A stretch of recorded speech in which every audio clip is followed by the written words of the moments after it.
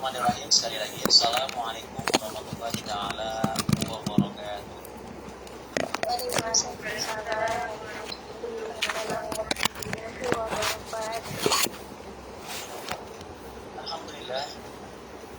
Alhamdulillahilladzi faddala bani adama bil ilmi wal amali ala jami'il alam. Wassalatu wassalamu ala asrofil anbiya'i wal mursalin wa ala alihi wa ashabihi janabil ulumi wal hikam. Rabbi shrah li sadri wa yassir li amri wahlul 'uqdatam min lisani yafqahu qawli. Amma ba'd. Al-muhtaram wal muhtaram asatidatil kiram fi hadhihi al-majmu'ah. Barnamijana bi qiraati basmalah.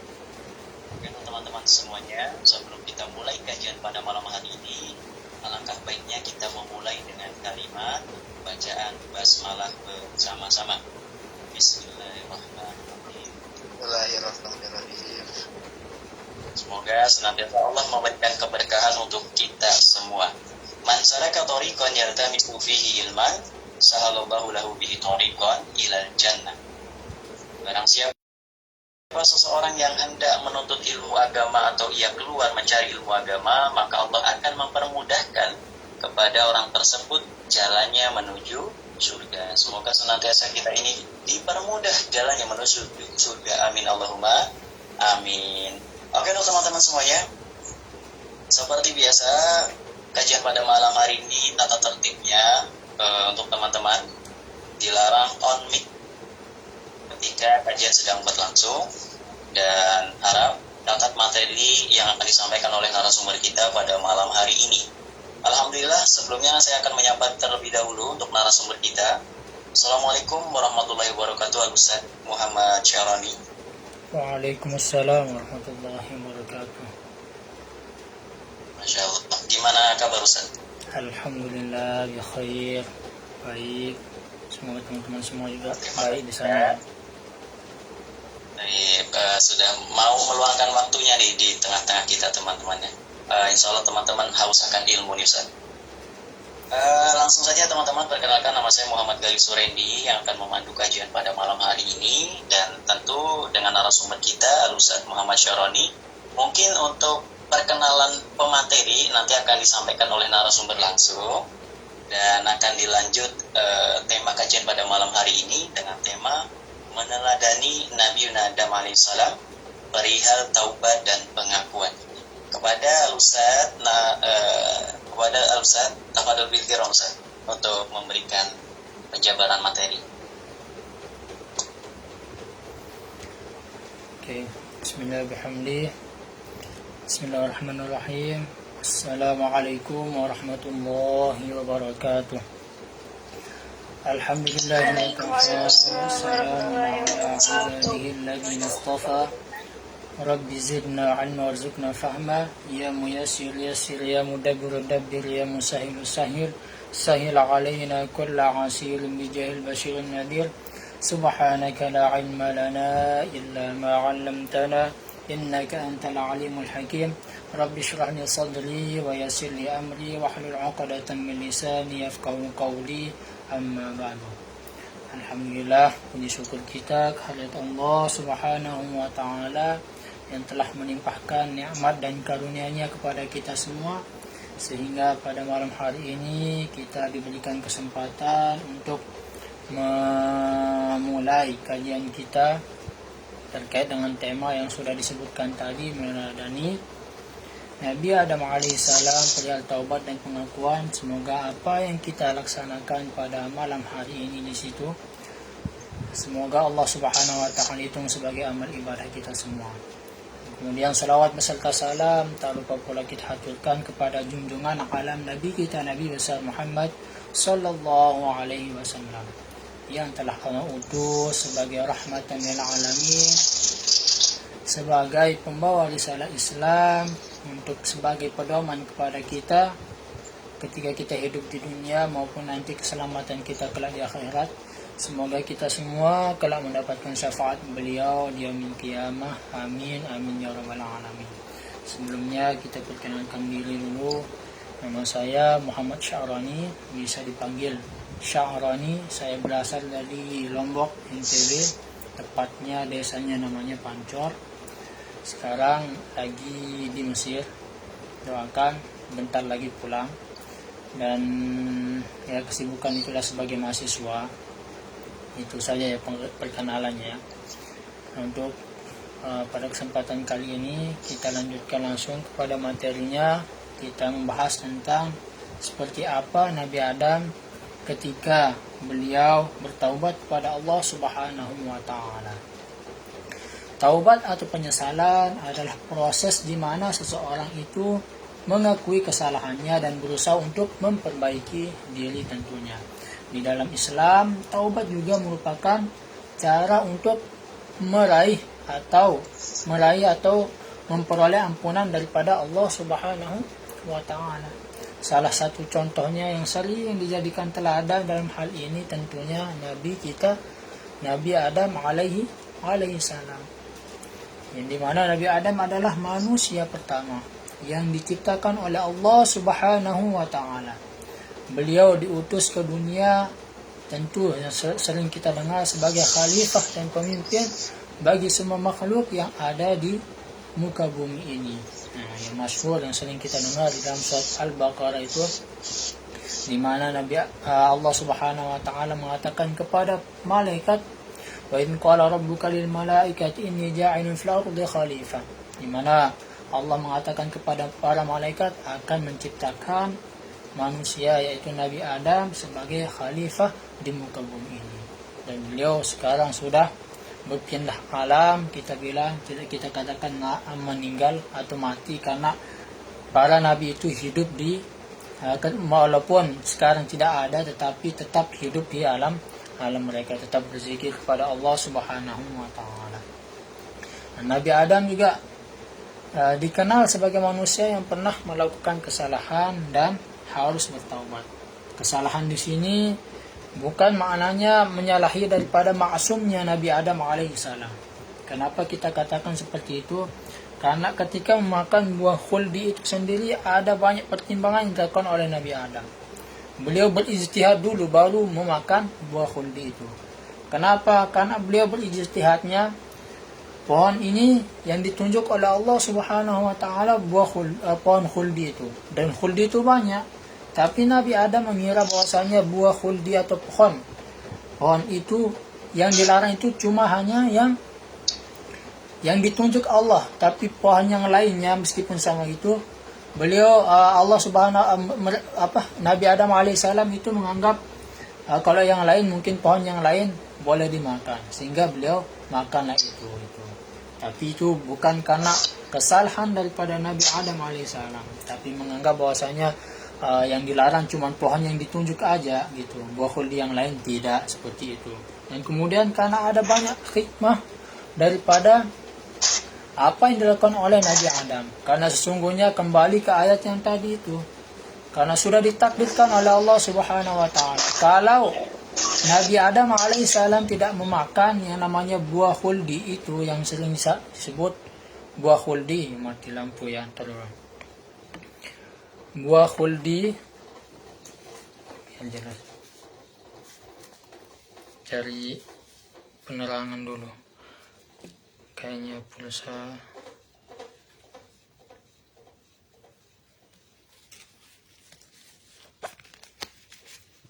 Oke, jelas ya. Nah, karena kembali kepada ayat yang tadi, yaitu in qala rabbuka lil malaikati inni ja'ilun fil ardi khalifah, bahwasanya Nabi Adam alaihissalam itu diutus sebagai khalifah di muka bumi. Bagaimana beliau akan menjadi khalifah di muka bumi kalau tidak melakukan yang tadi itu? Beliau memakan buah khuldi itu. Nah, itu sudah ditakdirkan oleh Allah Subhanahu wa taala, sehingga di situ tidak menyalahi daripada kemaksuman Nabi Adam alaihissalam. Jadi kita lanjut, bahwasanya semula yang kita tahu bagaimana kisahnya Nabi Adam sampai seperti itu melakukan hal tersebut. Semua itu bermula ketika Allah Subhanahu wa taala murka kepada iblis karena ia tidak mau bersujud kepada Nabi Adam alaihissalam sebagai bentuk hormat. Padahal itu adalah perintah dari Allah Subhanahu wa taala. Nah, itu akibat keangkuhan itulah Allah Subhanahu wa taala mengusir iblis ini sendiri dari surga. Yang awalnya dia itu berada di surga juga itu. Jadi karena kehasutannya, kedengkiannya itu gitu. Rupanya iblis ini tidak tinggal diam gitu. Dia menaruh dendam yang begitu besar kepada Nabi Adam alaihissalam yang menurutnya telah membawa sial bagi kehidupannya itu gitu. Iblis segera merencanakan jebakan untuk Nabi Adam dan Siti Hawa agar keduanya melanggar aturan Allah Subhanahu wa taala dengan apa? Dengan memakan buah khuldi. Karena dia tahu karena sebelumnya Nabi Adam dilarang untuk menyentuh ataupun memakan buah khuldi itu sendiri itu. Maka itu yang dijadikan kesempatan oleh iblis untuk membalas dendam kepada Nabi Adam agar keduanya diusir dari surga. Jadi tipu daya yang dilancarkan iblis adalah dengan menjanjikan kenaikan pangkat kepada Nabi Adam dan Siti Hawa jika memakan buah khuldi tersebut. Jadi kata iblis, siapa yang memakan buah tersebut akan naik nih levelnya gitu, menjadi sosok malaikat atau menjadi kekal berada di surganya Allah Subhanahu wa taala. Nah, sebelumnya masih belum percaya itu Nabi Adam alaihissalam gitu. Tapi karena nggak kalah cerdasnya yang namanya iblis ini itu. Iblis ini pun membujuk Nabi Adam alaihissalam dan bersumpah atas nama Allah Subhanahu wa taala. Dalam hematnya nih Nabi Adam, orang yang bersumpah atas nama Allah Subhanahu wa taala pasti tidak akan berbohong. Yang akhirnya Nabi Adam dan Siti Hawa pun berhasil dikelabui oleh kelicikan iblis dan tanpa ragu memakan buah khuldi tersebut itu. Selesai makan buah khuldi larangan Allah Subhanahu wa taala itu, pakaian Nabi Adam dan Siti Hawa yang selama ini menutupi tubuh beliau berdua mendadak hilang gitu. Keduanya begitu panik karena tiba-tiba kok seperti itu dan merasa malu, berusaha menutupi dengan daun-daun pohon yang ada di surga itu. Jadi kisah ini tentu didokumentasikan di dalam Al-Quran sehingga bisa sampai kepada kita dan kita bisa mengetahuinya.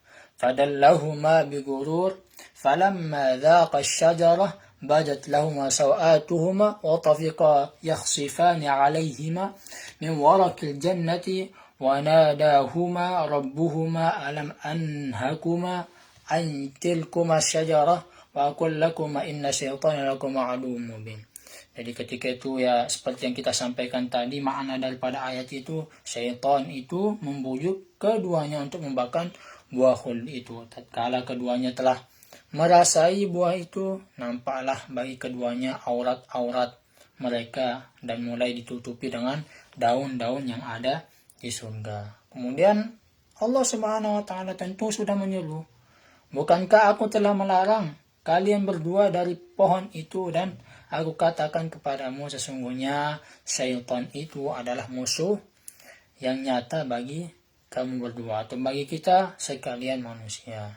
Jadi Nabi Adam dan Siti Hawa itu begitu sangat menyesali kecerobohan mereka dan segera bertaubat kepada Allah Subhanahu wa taala. Kendati taubat keduanya tentu diterima oleh Allah Subhanahu wa taala, tetapi tetap memberi hukuman kepada mereka dengan menurunkannya dari surga sebagai konsekuensi logis atas dosa yang dilakukan. Jadi dalam sebuah riwayat juga dikisahkan bahwasanya saat Nabi Adam dan Siti Hawa diturunkan ke muka bumi, keduanya itu begitu sangat sedih itu. Dalam satu riwayat dikatakan keduanya menangis sejadi-jadinya. Andaikan nih tangisan kita nih seluruh manusia yang ada di muka bumi ini dibandingkan dengan tangisan Nabi Adam dan Siti Hawa saat itu, maka belum ada apa-apanya. Saking merasa begitu berdosanya gitu keduanya, sampai-sampai beliau berdua itu tidak berani mengangkat pandangannya ke atas selama 40 tahun. Sampai saking begitunya merasa bersalahnya. Tapi kita kan terkadang sebagai manusia yang sebagai anaknya Nabi Adam lah, kita bilang kadang kita tidak malu melakukan hal-hal itu gitu. Dan lebih mirisnya lagi ketika kita sudah banyak melakukan dosa, kita malah minta surganya Allah Subhanahu wa taala tanpa rasa malu. Maka ini menjadi introspeksi bagi diri kita. Ketika kita melakukan dosa, maka hendaklah kita malu pada Allah Subhanahu wa taala dan berusaha untuk senantiasa memperbaiki diri kita gitu. Dalam sebuah riwayat juga Imam Jalaluddin As-Suyuti menyampaikan saat Nabi Adam dan Siti Hawa diturunkan di muka bumi, keduanya bertawaf mengelilingi Ka'bah selama 7 hari dan melaksanakan sholat 2 rakaat. Kemudian membaca doa taubat. Apa doa itu? Allahumma innaka ta'lamu sirri wa alaniyati. Ya Allah, sesungguhnya Engkau tahu apa yang tersembunyi dan nampak dariku. Faqbal ma'dzirati. Karena itu terimalah penyesalanku itu. Wa ta'lamu hajati. Engkau pun mengetahui apa yang aku butuhkan, yang aku hajatkan. Fa'tini, maka berikanlah aku. Su'ali, apa yang aku mohonkan kepadamu. Wa ta'lamu ma fi nafsi, dan engkau pun mengetahui apa yang ada di dalam diriku dan apa yang sudah dilakukan mungkin itu. Faghfirli dzambi, maka ampunilah dosa-dosaku. Itu doa yang dibacakan oleh Nabi Adam ketika bertawaf di Ka'bah. Allahumma inni as'aluka imanan yubashiru qalbi wa yaqinan sadiqan hatta a'lamu annahu la yusibuni illa ma katabta li wardini bima qasamtali.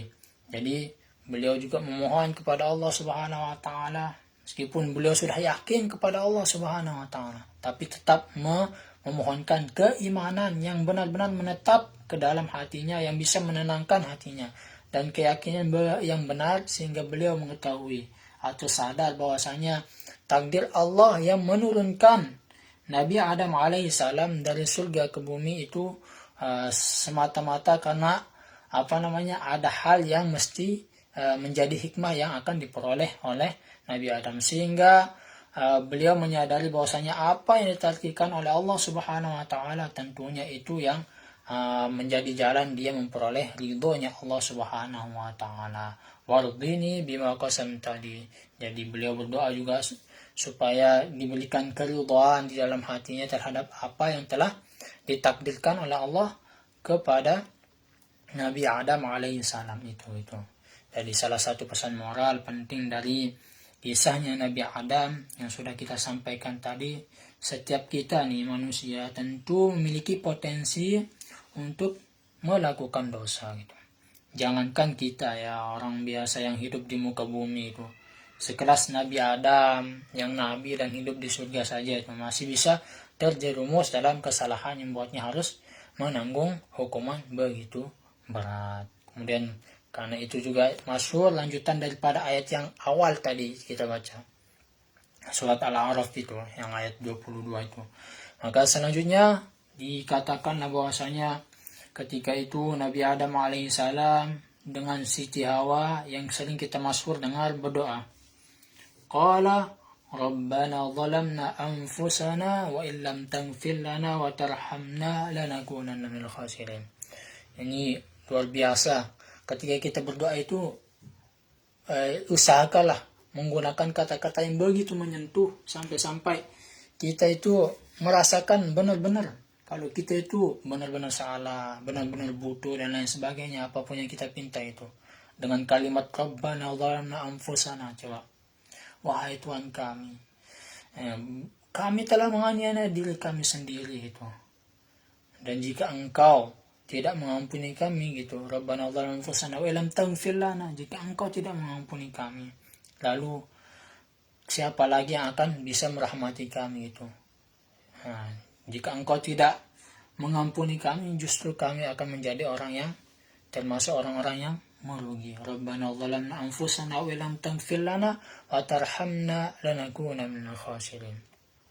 Dan juga tahukah teman-teman semua, sesungguhnya apa yang paling memuliakan Nabi Adam alaihissalam dari sekian hal yang sudah dilakukan selama beliau hidup itu, yang paling memuliakan Nabi Adam alaihissalam bukanlah penciptaannya gitu, bukan pula kedudukan dan kemuliaannya di hadapan para malaikat.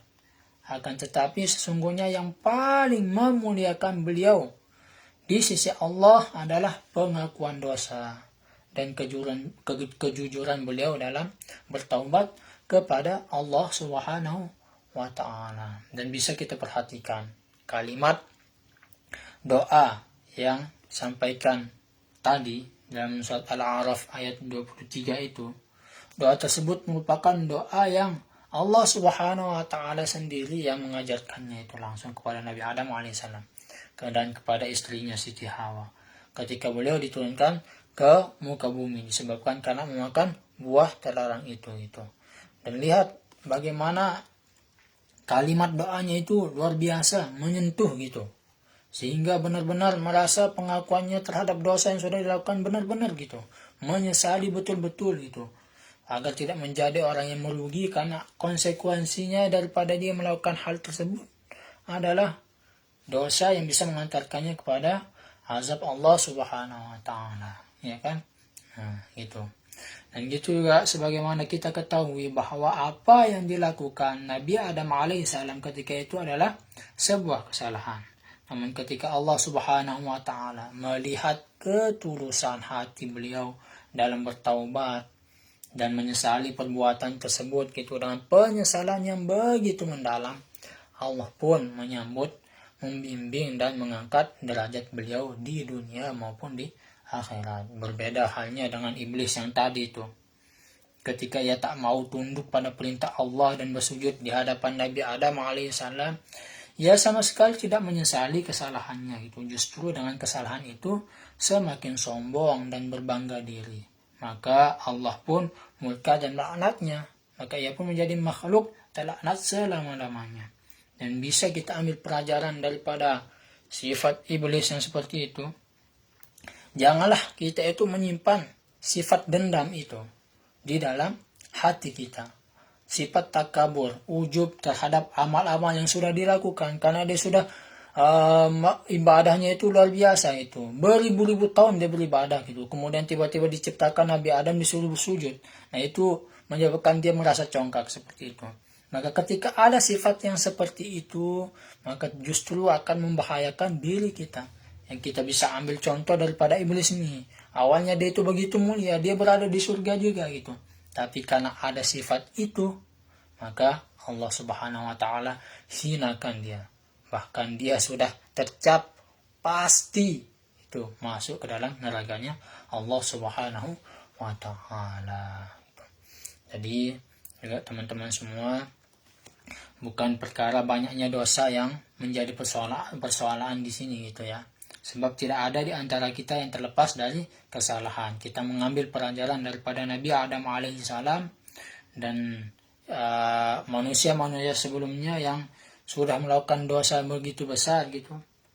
Namun Allah Subhanahu wa ta'ala tetap mengampuni dosa kita. Yang terpenting adalah bagaimana sikap kita ketika terjatuh pada dosa tersebut gitu. Apakah kita berlarut-larut di dalamnya, ataukah kita langsung tersadar dan teringat bahwa Allah Maha mengetahui setiap hal dan akhirnya membawa kita kembali kepada Allah Subhanahu wa ta'ala.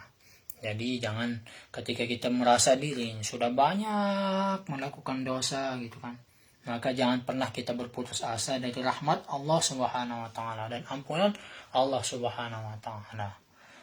Maka ketika kita berputus asa dari rahmat Allah dan ampunan Allah, itu juga merupakan satu dosa tersendiri itu. Karena kita menafikan rahmatnya Allah Subhanahu wa ta'ala, sifat kasih sayangnya Allah Subhanahu wa ta'ala, sifatnya Allah yang Maha Pengampun, itu sudah kita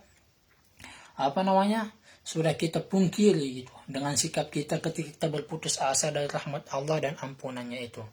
Maka jangan biarkan setan itu mempermainkan kita dengan membisikkan rasa-rasa itu di dalam diri kita ketika kita terjatuh pada kubangan dosa itu, yang mana dengannya membuat kita semakin jauh dari Allah Subhanahu wa ta'ala.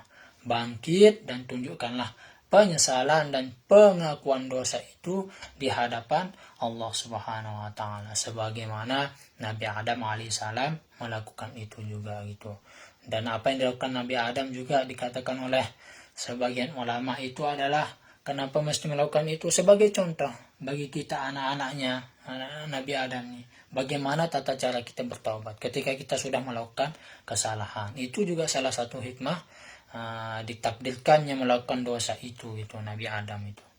Jadi sungguhnya Allah Subhanahu wa taala itu sangat-sangat bergembira dengan taubat daripada kita, seorang hamba yang kembali kepadanya, yang sudah tersadar daripada dosa-dosa yang kita lakukan gitu. Dan pintu taubat akan tentu selalu terbuka hingga nyawa di kerongkongan kita itu. Kalau masih belum sampai di sini nyawa kita dicabut, itu masih bisa diampuni oleh Allah Subhanahu wa taala. Ada kesempatan taubat di situ.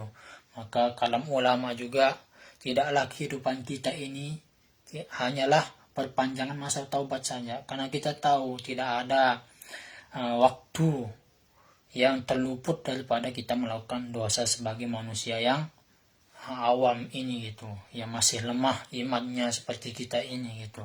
Dan kita memohon semoga Allah Subhanahu wa taala kuatkan iman kita, sehingga dengan keimanan itu akan mencegah kita daripada melakukan hal-hal yang tidak disukai oleh Allah Subhanahu wa taala atau mendatangkan murkanya Allah Subhanahu wa taala. Jadi kita yakinkan bahwasanya Allah Subhanahu wa taala itu mencintai juga orang yang bertaubat. Malahan Allah Subhanahu wa taala katakan kan, innallaha yuhibbut tawwabin, sesungguhnya Allah Subhanahu wa taala senantiasa mencintai hambanya yang bertaubat. Hambanya yang sering melakukan dosa kemudian bertaubat itu jauh lebih baik daripada seorang yang sering melakukan kebaikan tapi merasa berbangga diri dengan amalnya itu, seperti setan itu tadi itu.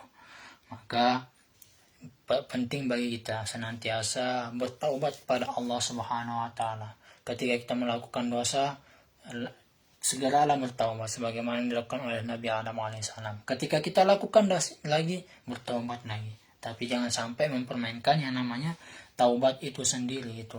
Karena ada syarat-syarat tertentu taubat kita bisa diterima itu gitu. Jadi Allah Subhanahu wa taala bergembira dengan taubat seorang hamba yang kembali kepadanya. Pintu taubat akan selalu terbuka hingga nyawa di kerongkongan itu sampai gitu. Ia akan selalu terbuka meskipun kita jatuh bangun dalam meraihnya gitu. Jadi pengakuan dosa dan penyesalan merupakan hal terindah yang akan membuka hati seseorang hamba untuk lebih dekat dan merasakan nikmatnya bermunajat kepada Allah Subhanahu wa taala. Oleh karenanya ada pesan penting juga gitu. Bahasanya ada riwayat yang ketika itu Abu Bakar As-Siddiq sendiri meminta nasihat kepada baginda Rasulullah SAW. An Abi Bakar As-Siddiq annahu qala Rasulullah sallallahu alaihi wasallam, "Allamani du'aan ad'u bihi fi salati." Beliau meminta nasihat kepada baginda Rasulullah SAW. Wahai Rasulullah, ajarkanlah aku sebuah doa yang dapat aku baca di dalam salatku. Kata beliau meminta nasihat kepada Rasulullah SAW. Qala qul Allahumma inni zalamtu nafsi zulman katsira wa la yaghfiru dhunuba illa anta faghfir li maghfiratan min 'indika warhamni innaka antal ghafurur rahim. Jadi Rasulullah pun ini bisa dibaca, ini juga salah satu amalan yang kita baca di dalam salat kita gitu. Kita mohon, Allahumma inni zalamtu nafsi zulman katsiran, sesungguhnya ya Rabb aku sudah menzalimi diriku sendiri itu dengan kezaliman yang begitu banyaknya gitu yang sudah dilakukan. Wala yaghfiru dzunuba illa anta, tentunya tidak ada sesuatu apapun, siapapun itu yang bisa mengampuni dosa kecuali Allah Subhanahu wa taala. Maka mintalah faghfirli maghfiratan min 'indika warhamni, minta rahmat pada Allah Subhanahu wa taala karena innaka antal ghafurur rahim. Dua sifat Allah yang sangat-sangat terbukti kelembutannya kepada kita, kasih sayangnya. Setiap kita melakukan salah, Al-Ghafur, sifat Allah Maha Pengampun, Ar-Rahim, senantiasa memberikan kasih sayang terhadap kita semua. Jadi bisa Lihat ya kawan-kawan semua, diambil pelajaran daripada hadis tersebut. Lihat bagaimana yang meminta nasihat itu siapa gitu, dan juga yang memberikan nasihat itu siapa. Yang meminta nasihat itu adalah seseorang yang telah dijamin masuk surga gitu dari setiap pintunya. Makanya ada yang dikatakan bahwasanya imannya Sayyidina Abu Bakar kalau dibandingkan dengan imannya kita seluruh umat Islam nih, ditimbang itu jauh lebih berat imannya Abu Bakar As-Siddiq, sebab kecintaannya kepada baginda Rasulullah SAW itu sudah dijamin masuk surga gitu. Dan yang memberikan nasihatnya siapa? Baginda Rasulullah SAW, orang yang paling mulia dan jujur dalam bernasihat. Namun nasihat kepada sahabatnya apa? Apa yang dikatakan yang paling mulia tersebut? Sahabatnya yang paling mulia itu, tetaplah meminta agar memperbanyak memohon ampun di dalam sholat dan mengakui kesalahan. Lihatlah, jikalau mereka saja orang-orang yang begitu mulia gitu, ini diminta untuk banyak meminta ampun dan mengakui kesalahan di hadapan Allah Subhanahu wa taala. Maka bagaimana lagi dengan kita yang belum ada jaminan apapun, ditambah tumpukan dosa kita yang setiap hari kita lakukan di hadapan Allah Subhanahu wa taala tanpa rasa malu. Malah kita lebih malu kalau dilihat oleh manusia daripada Allah. Kalau ada CCTV, malu kita akan malah takut untuk melakukan kemaksiatan itu. Tapi kita tidak sadar atau terlupa bahwasanya Allah Subhanahu wa taala Maha melihat kita meskipun di tempat yang gelap sekalipun seperti itu. Allah melihat kita. Itu kita tidak sadari gitu. Maka penting bagi kita untuk menyadari bahwasanya kesalahannya mesti harus kita taubati. Harus kita taubati setiap kali kita melakukan dosa, taubatilah gitu. Lalu cara Nabi Adam dalam meraih pertobatan itu atau meraih ampunan daripada Allah Subhanahu wa taala, karena bukan hanya sekedar penyesalan saja gitu ya. Maka cara Nabi Adam dalam meraih ampunan Allah Subhanahu wa taala ini, pertobatan ini memberikan pelajaran yang sangat berharga bagi kita umat manusia. Apa tata caranya? Yang pertama, mengakui kesalahan. Seperti yang dilakukan oleh Nabi Adam alaihissalam, kita harus mau mengakui kesalahan kita dan tidak menyalahkan orang lain atau situasi yang kita saat itu sedang terjerumus dalam melakukan dosa itu. Maka akui kesalahan kita sendiri itu. Datangnya semua itu adalah dari kita. Kemudian meminta ampun kepada Allah Subhanahu wa taala. Nabi Adam mohon ampun kepada Allah dengan begitu ikhlas dan tekun. Hal ini menunjukkan bahwa taubat tidak cukup hanya dengan mengakui kesalahan saja itu, tapi juga harus meminta ampun kepada Allah Subhanahu wa taala. Sebagaimana ketika kita melakukan salah kepada manusia gitu, kita mengakui saya salah gitu. Tapi tanpa minta maaf kan itu tidak lengkap gitu. Maka kita ketika melakukan salah juga kepada manusia, kita minta maaf seperti itu, lebih-lebih kepada Allah Subhanahu wa taala. Kemudian selanjutnya berusaha untuk tidak mengulangi kesalahan itu tentunya. Nabi Adam alaihissalam setelah taubat tidak mengulangi kesalahan yang sama. Demikian juga kita harus berusaha untuk tidak mengulangi kesalahan yang sama. Kemudian selanjutnya adalah bersyukur. Kenapa kau bersyukur? Nabi Adam menyadari bahwa segala sesuatu yang terjadi adalah takdir dari Allah Subhanahu wa taala, dan dia tetap harus bersyukur atas apa yang telah diterimanya. Ia diturunkan daripada surga ke bumi itu. Dan hal ini dapat mengingatkan kita untuk selalu bersyukur dalam segala situasi. Kemudian selanjutnya ya bersabar. Nabi Adam alaihissalam tidak meratapi nasibnya setelah diusir dari surga itu, tetapi dia tetap bersabar dan berharap ampunan daripada Allah Subhanahu wa taala. Hal ini mengajarkan kepada kita untuk selalu bersabar dalam menghadapi cobaan dan kesulitan di dalam hidup kita semasa kita hidup di dunia ini. Itu ya teman-teman semua.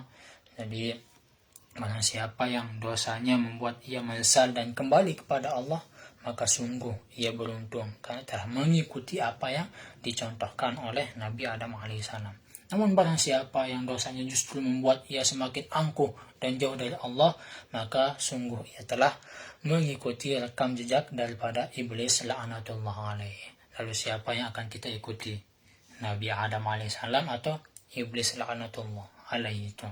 Maka tentu kita ikuti Nabi Adam. Setiap kali kita melakukan dosa, jangan malu untuk mengakui pada Allah Subhanahu wa taala meskipun Allah tahu kita melakukannya, dan jangan pernah ragu untuk memohon ampun kepada Allah Subhanahu wa taala. Karena apa? Sesungguhnya sebesar apapun dosa kita pasti akan diampuni oleh Allah Subhanahu wa taala. Karena apa?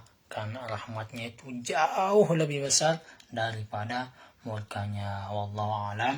Itu yang bisa kita sampaikan. Kurang dan lebihnya mohon maaf. Apabila ada salah kata atau kekeliruan, mohon diluruskan, karena di sini kita sama-sama juga belajar, dan tentunya ini hanya bukan hanya untuk mengingatkan teman-teman saya, tapi saya pribadi itu terlebih khususnya. Kita sama-sama mari kita bertaubat pada Allah Subhanahu wa taala terhadap dosa-dosa yang pernah kita lakukan. Dan terima kasih juga atas kehadiran dan partisipasi teman-teman semua. Semoga apa yang kita laksanakan pada malam hari ini diberikan keberkahan oleh Allah Subhanahu wa taala sebagai amal ibadah yang bisa membawakan kita kepada keselamatan kelak di akhirat nanti. Wallahu a'lam, wallahu muwaffiq wal hadi ila sabilir rasyad. Assalamualaikum warahmatullahi wabarakatuh. Waalaikumsalam warahmatullahi taala wabarakatuh. Saya sampaikan terima kasih jazakallah